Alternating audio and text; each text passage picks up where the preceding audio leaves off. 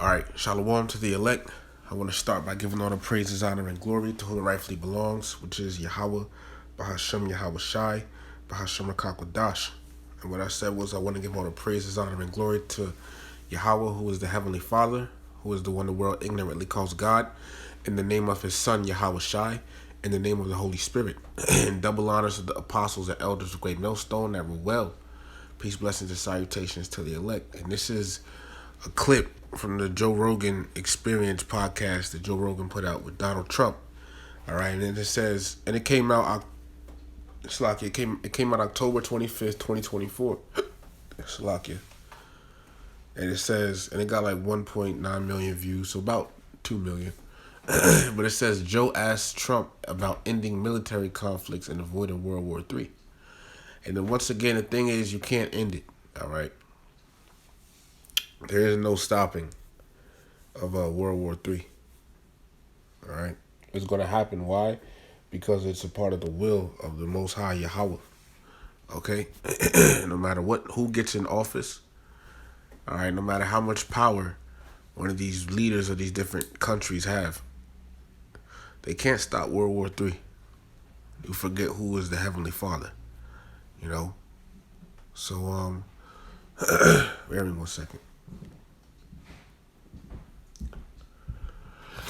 So, I want to play this, and I'm going to just, let me just open up scriptures now. All right. So, just to jump back and forth. All right. But, just listen to this, okay? Just listen to it. I think I had a great relationship with the military, basically, but, I didn't like certain people. I would have gotten them out if I thought, if the election was different, I would have fired, all of them quickly. Most of them I did fire. Biden should have fired every military person involved with Afghanistan. He should have had a lot of firings. If you look at him, he told Israel not to do anything, and at least Israel's not going to look at a bomb the way they would have been. Think if they listened to Biden. They'd be waiting for a bomb to drop on their head right now. He's been wrong about so much. I guess you'd have to say that she's been wrong too, because, she always said they made the decision together. But Israel didn't follow his advice, and I think it was a very, the Middle East is rapidly changing. There are prophets that say the world will come to an end in the Middle East. You know that, right? All right. So you heard that, and Donald Trump just said, there are prophets that say the world will come to an end in the Middle East. And the thing is, who could he be talking about? We're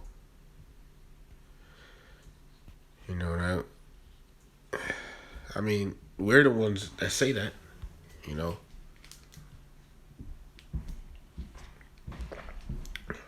Okay? We're the ones that say that, But it just makes me think, who could he be talking about? All right? Because we know that when that World War III kicks off in the Middle East, that's going to be the main point of World War III. That's going to be that's really going to be, for other words, the hot zone of World War III in the Middle East. Salakia. And who has been preaching that? Well, starting with our apostles and elders of Great Millstone and like-minded brothers under them. Okay? Now, you may have some Christians or whatever here and there that try to preach that, or might say that, but the true understanding has been given to our apostles and elders of Great Millstone and like-minded brothers under them. You see? We understand that when that war kicks off, all right, when World War III, officially jumps off the porch, then that's when, you just know that Esau's reign is about to be over. Now let me just get this scripture real quick. This is the book of Jeremiah, chapter 28, and verse 8. The prophets that have been before me and before thee of old prophesied both against many countries and great kingdom and against great kingdoms of war and of evil and of pestilence. So this is something the prophets have been doing. The true prophets of the Lord have been prophesying, about this. Okay? you know. The scriptures talk about it.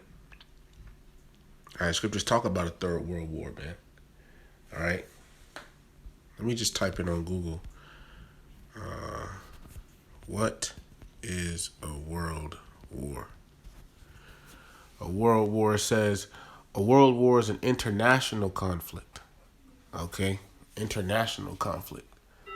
Meaning countries nations all across the world. It says a world war is an international conflict that involves most or all of the world's major powers, So America's going to be in there. Russia's going to be in there. All right, different countries, all right. What is considered a world war? Answer and explanation. In order to qualify as a world war, at least one of three criteria must be met. The conflict takes place between multiple nations across the globe. Yeah, and you're going to have that. You're going to have America, Israel, just listing a few. America, Israel, all right, according, also with Ezekiel 38, tells about Russia, Iran, which was formerly known as Persia, all right,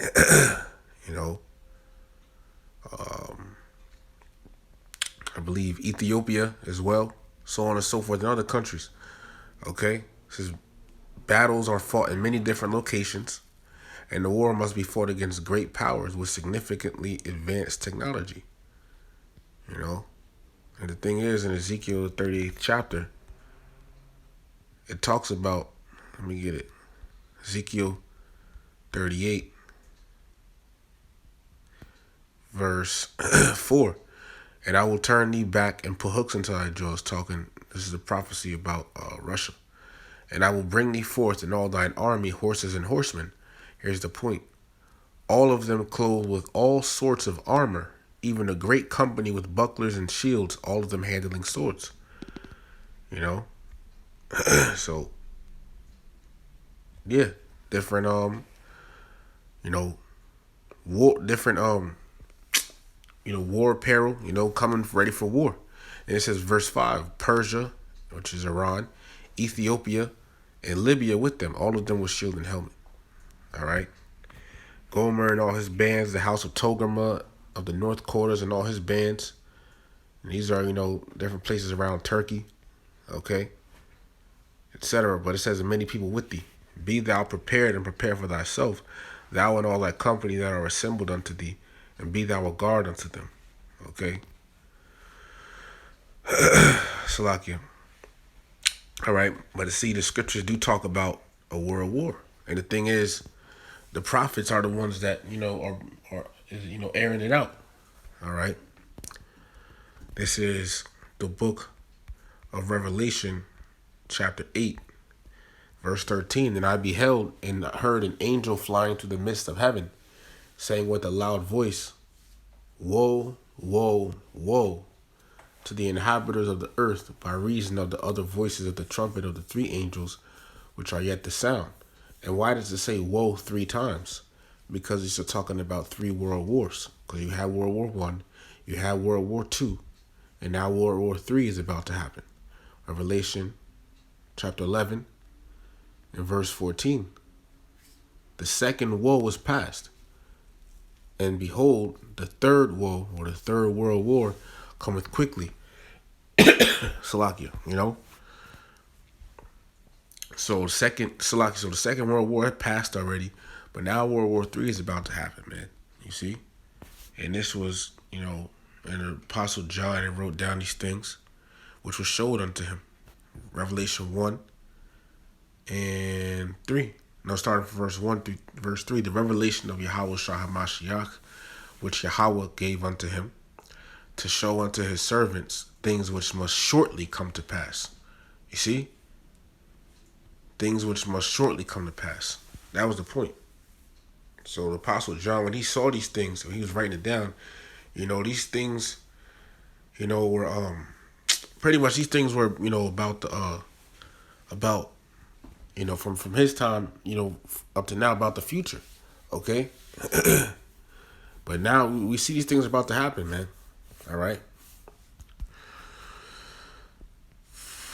Um, you know, let me get this because I mean, the scriptures talk about woe. We just read woe, right? So this is Ezekiel chapter 2, starting at verse 9.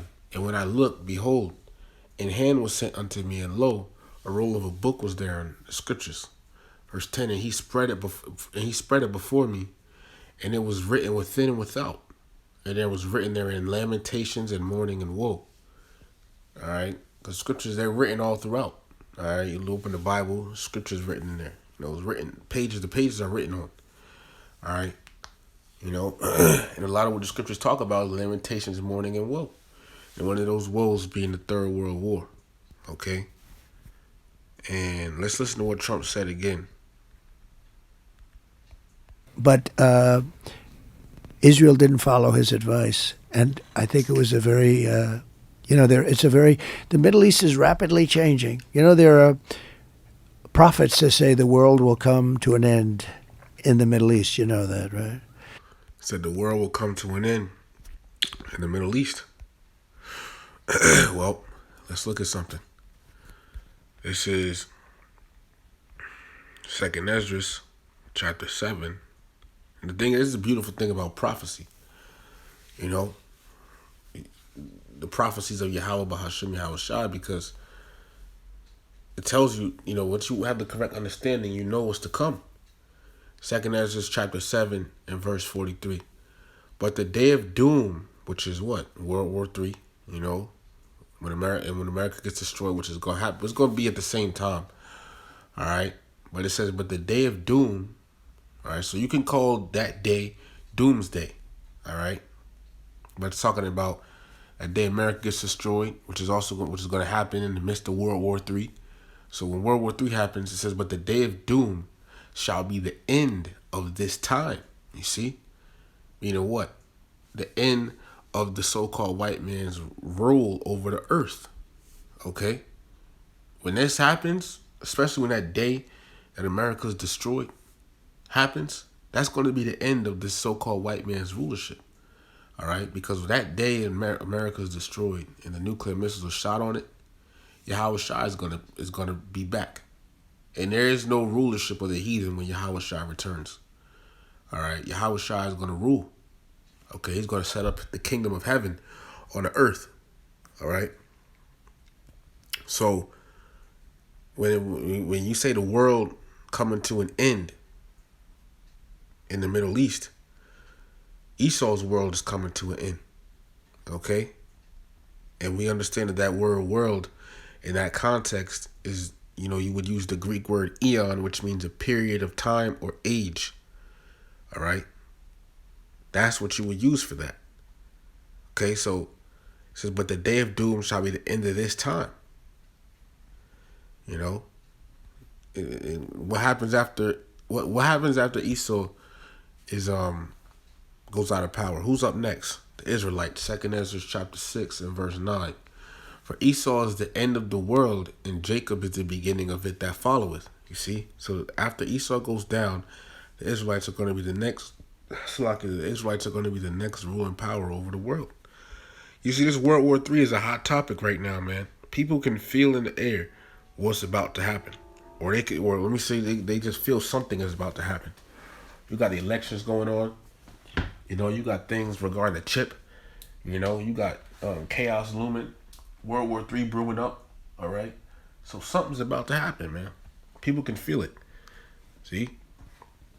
The Lord is about to bring terror on this world. We're back in 2nd Ezra 7 and 43. But the day of doom shall be the end of this time, and the beginning of the immortality for to come. Talking about the kingdom of heaven. So you see, we need this to happen. Because once that happens, us Israelites, we're going to be in power. And the kingdom of heaven is only for the Israelites. The other nations are going to be there, building it up, serving us, but it's for us to really enjoy. It says, wherein corruption is past, and temperance is at an end, and fidelity is cut off, righteousness is grown, and truth is sprung up. All right? So, yeah, Esau's world is going to end. And when you say in the Middle East, really, that's just going to be the heat of the battle. That's really going to be where it gets. That's going to be like the main center point of World War III. All right, but Yahweh Shai is going to come back in the midst, okay, of World War III. So it's going to end in the Middle East because the earth itself is not going to blow up or anything like that. According to Ecclesiastes 1:4, the earth abideth forever. Okay, but Yahweh Shai is going to make his second return. All right. So, and that's going to be the end of Esau's rule. He's going to appear over there. All right. So, let me get back to the video because what Trump I saw this this video. I looked at this video, this clip, not too long ago, maybe an hour or two ago before. I made a video on it just now, making a video on it now, but I had looked at it, and what Trump says next, as soon as he was like, before he actually said it, I was thinking like wow, I had the same exact thought of what he said, because according to the scriptures. Now listen, I'm gonna pause it right before he says it, and then you can think while I'm pausing, what is he about to say?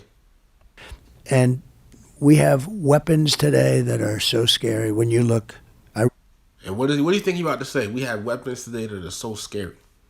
What do you think he's about to say? What do you think he's about to say, man? Let's listen. we built them all. And when you look at the weapons we have today, the biggest threat we have in the world today is nuclear weapons. And we have. There you go. Nuclear weapons. I'm going to replay that. But Israel didn't follow his advice. Prophets that say the world will come to an end in the Middle East. You know that, right? And we have weapons today that are so scary. When you look, I rebuilt them all. And when you look at the weapons we have today, the biggest threat we have in the world today is nuclear weapons. And we have other weapons, too, that are devastating. But the nuclear weapons, the biggest threat we have in the world today, and that's what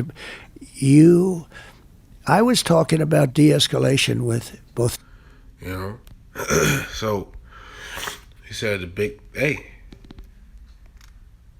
I mean, when you look at the prophecies and you go over to Ezekiel 39 and 38, it tells you that, since Trump mentioned, the Middle East and everything, it tells you that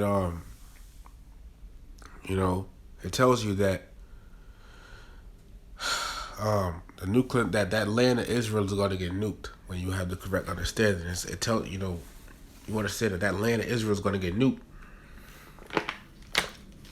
Slovakia.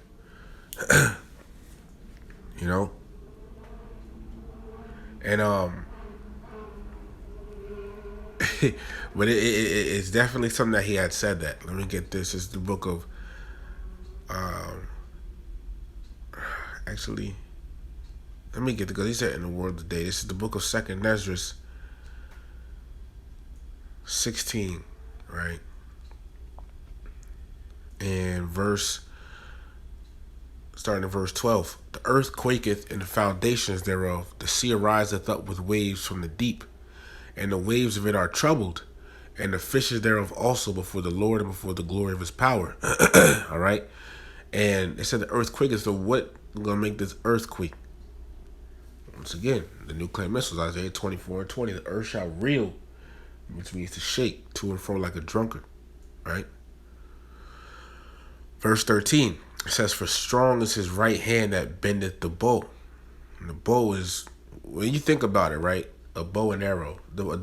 A bow is what an arrow sits in. Okay? So what does a nuclear missile sit in? All right? It sits in what's called a nuclear silo. I'll pull up a picture of it.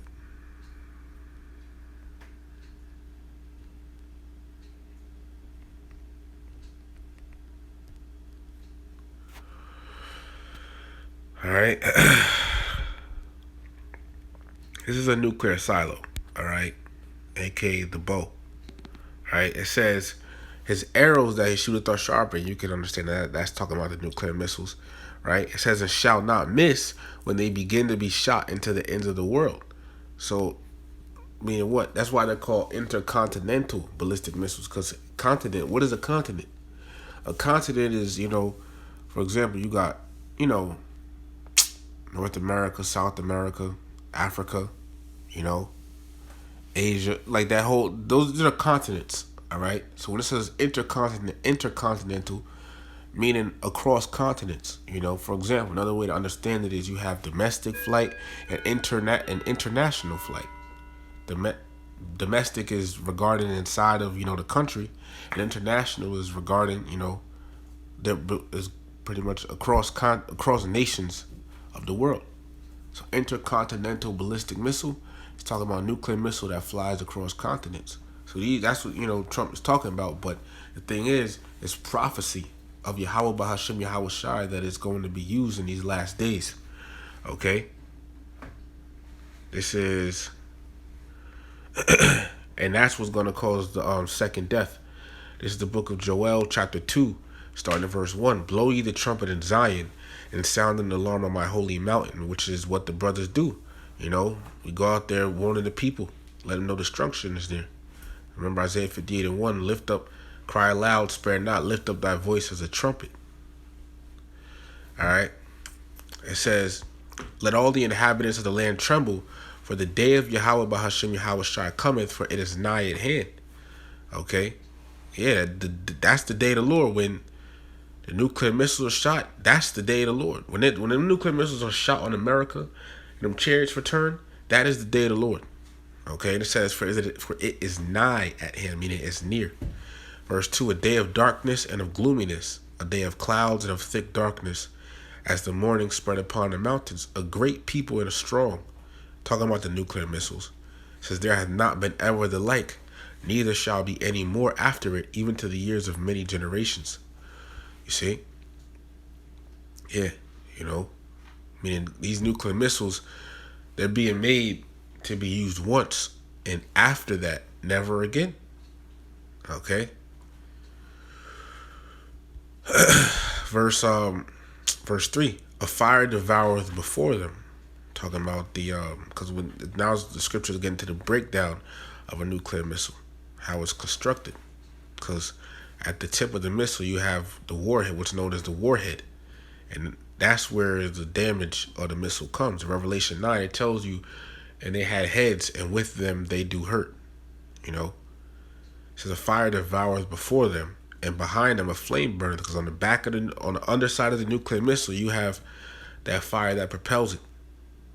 All right. It says the land is as the Garden of Eden before them, meaning before the missiles get to America. All right. America's going to be, vegetation growing, people walking up and down the street. It's regular, It's going to be like a regular day. It says, and behind them a desolate wilderness, meaning after they hit, it's going to be like a desolate wilderness, man. It's just going to totally devastate. It's just going to lay it waste. All right? It says, yea, and nothing shall escape them. You ain't going to have no stragglers. And lay it waste reminds you of Isaiah 13 and 9. Behold, the day of Yahweh Bahasham Yahweh Shai cometh, cruel both with wrath and fierce anger, to lay the land desolate. What land? America. In Revelation 17, it tells you that the 10 whores, they're going to burn her. We're going to make her desolate and naked, and they shall burn her with fire. Roughly paraphrasing, And what's going to make America desolate? The nuclear missiles. It says, and he shall destroy the sinners thereof out of it. If I type in this word desolate, let's look it up.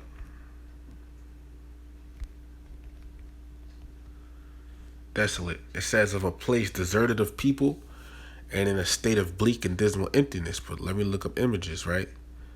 You just see, for example, this country that these people love so much, it's going to turn into this. The Lord going to completely wipe this place off the map. All right, and that's a Bible prophecy. The Lord is going to destroy America. Okay? This is the book Amos 9 and 8. Behold, the eyes of the Lord Yahweh Bahashem Yahweh Shai are upon the sinful kingdom. The sinful kingdom is America. It says, and I will destroy it from off the face of the earth. So how? Nuclear missiles. So he's saying that I will not utterly destroy the house of Jacob, saith the Lord, because the Lord is going to save a remnant of Israel. Okay? So, but these nuclear missiles, yeah, they're gonna be used, man. They're made for a reason. All right? And this next world war, look, Isaiah 9 and 5. For every battle of the warriors with confused noise and garments rolled in blood, because, right, and back in the ancient world, that's how wars were fought. They were fought with people, killing, stabbing each other and, screaming, shields and swords banging against each other. All right, that's how wars were fought back then. It says, but this, meaning this next world war, all right, this upcoming world war says shall be with burning and fuel of fire. That is talking about the nuclear missiles. World War III, yeah, nuclear missiles are going to be used. Okay, so Thou hast multiplied the nation, and Salakia, just had played it on accident. All right, but yeah, man, so that's what's coming. It's gonna be used. Oh yeah. All right, let me just finish whatever else he has to say. A little bit more. I'm not gonna play the full video. China and Russia. I'm telling you, we were going to de-escalate. They were going to de-escalate. You got to be careful. It's a little tricky playing with them because they say we're going to do it and they don't do it maybe. But they understood the curse too. It's a curse. It's China's way behind us, but they'll catch us within 5 years. So let's imagine, let's say you win in November. What do you do differently, and how do you change this course that it seems we are on for World War III? How do you get us out of Ukraine? How do you stop what's going on in the Middle East? How do you put a stop to this? So what Joe Rogan just asked Trump basically is, how are you going to end this whole war that is brewing up? How would you end it? Like, how would you stop it from happening? Well, it's a very to me it's an easy question because I think I can do it easily, but it's a complex question in the sense that the times change, every day changes. Who's winning, who's not winning? I mean, Russia's a war machine. Whether you like it or not, it just grinds along. You speak to people like Viktor Orban, he'll tell you it's just a big, fat war machine, and that's what's happening. You look at what's happened to Ukraine. If I were there, it would have never happened. But what could you do now? Think, if you get into office in January, what could you do now? Right now, you would get both of them. I know both very well. And again, I do not want to tell you, for the purpose of looking smart to 5 people that say, oh, he was great, because if I told you exactly what I do, I could never make the deal. All I can tell you is that I would meet with Putin and I would meet with him, and I know exactly what I'd say to each one of them. And I believe that as president-elect, I would get that war stopped, and stopped fast. We have... Now, see? So Trump thinks that he could get the war stopped. Now, understand, right? It's 2 things. Number 1, you can't stop it. Okay? That's just... I'm going to get some scriptures on that in a minute. But number 2, understand this man is not yet in office. Okay? He still wants people to vote for him. All right?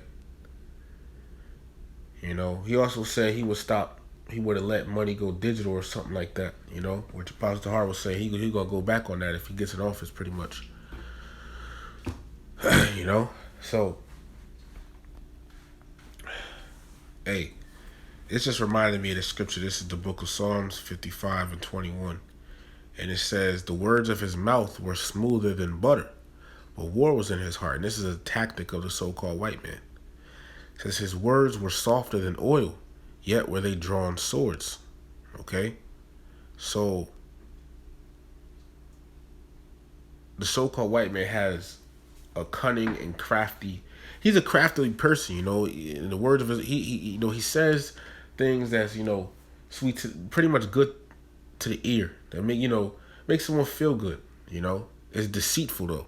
Because he has a whole nother intent. Okay, and I believe I meant to bring this out in a different video. Sirach 12. Let me just see. Nah, I ain't gonna bring that out, but yeah. Okay.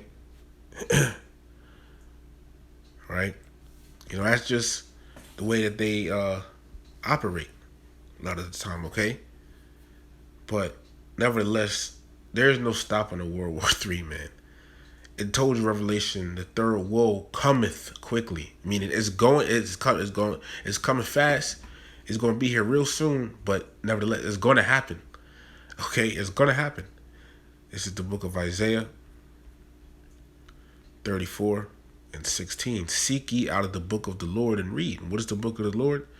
This Bible, the Old Testament, the Apocrypha, the New Testament. Okay?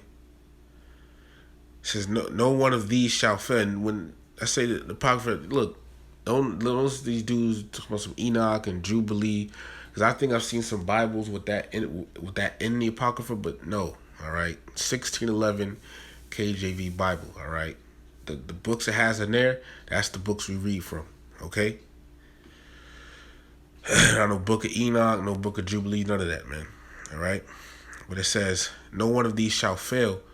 All right, meaning none of these prophecies are going to fail. And World War III is a prophecy. Okay, the Lord said He's going to draw. Let's get it. This is the book of Joel, the 3rd chapter, starting at verse 1-2. For behold, Salakia, behold, in those days and in that time, when I shall bring again the captivity of Judah and Jerusalem, meaning in the days that the Lord is going to deliver us out of captivity, He's going to do something. And what is that something He's going to do? Verse 2. So this also lets you know, all right, that the Lord is about to deliver us out of captivity. All right, verse 2. I will also gather all nations and will bring them down into the valley of Jehoshaphat, and will plead meaning judge, and will plead or judge with them there for my people and for my heritage Israel, whom they have scattered among the nations and parted my land. So the Lord is causing World War III because of what's been done to His people, the Israelites. Okay? So we're at the core of World War III. All right? But nevertheless, the Lord is going to bring the nations down, into Jehoshaphat and the area about in the Middle East, in the land of Israel. You see, and no wonder so much tension is focused on the Middle East. Joel 3:9, proclaim ye this among the Gentiles, prepare war, wake up the mighty men, let all the men of war draw near, let them come up, beat your plowshares into swords, and your pruning hooks into spears. Let the weak say, I am strong. Yeah, let the weak say I'm strong. Because let me read it again. Joel 3:10. Beat your plowshares into swords and your pruning hooks into spears. A plowshare and a pruning hook are instruments of agriculture. Things that you would use to farm and things like that. All right. But swords and spears, those are instruments of war. So what the scriptures is saying that these pretty much that the money these nations, would spend on agriculture, they spend on they spend, Slovakia. Pretty much the money that these nations have, they spend on they're spending towards war, and now they have nuclear weapons. It says, let the weak say, I am strong. Because now the weaker or insignificant nations or countries, they have nuclear capabilities now. All right, verse 11, assemble yourselves and come, all ye heathen, and gather yourselves together round about. Thither cause thy mighty ones to come down, O Yahweh. Let the heathen be wakened, and come up to the valley of Jehoshaphat. For there will I sit to judge all the heathen round about. You see? Verse 13, put ye in a sickle, for the harvest is ripe. Come, get you down, for the press is full, the fats overflow, for their wickedness is great. Verse 14, multitudes, which are the world armies. Salaki, in the valley of decision. For the day of Yahweh Bahasham Yahweh Shai is near in the valley of decision.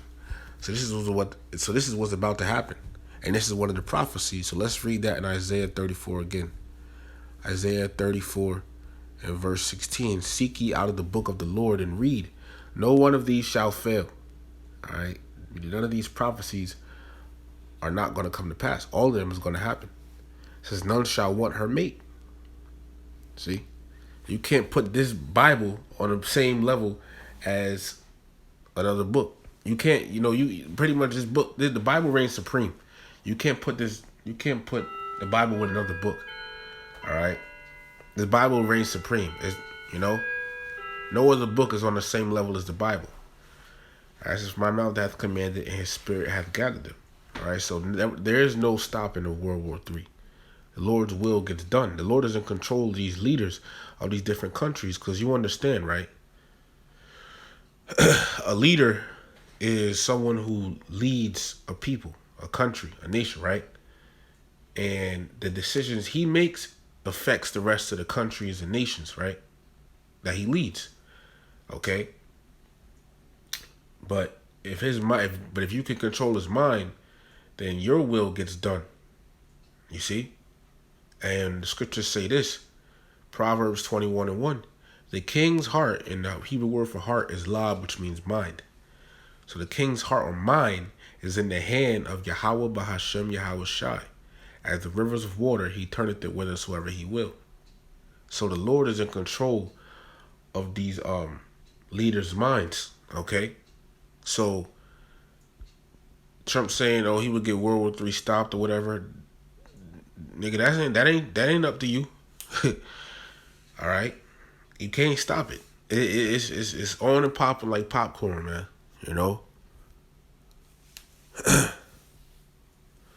So, I just wanted to do this lesson because, this had it just sparked my spirit to do it, man.